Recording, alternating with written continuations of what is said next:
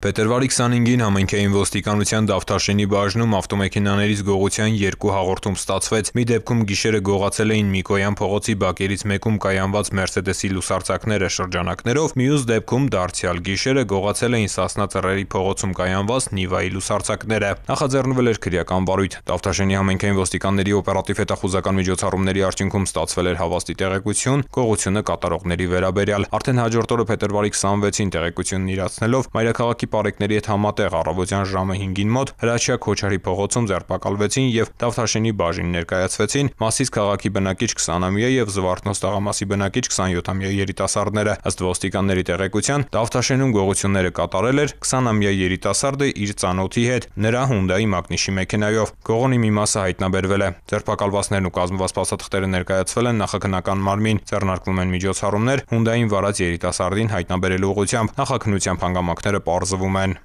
Ծանուցում հանցագործության համար մեղադրվողը համարվում է անմեղ, քանի դեռ նրա մեղավորությունն ապացուցված չէ քրեական դատավարության օրենսգրքով սահմանված կարգով՝ դատարանի օրինական ուժի մեջ մտած դատավճռով։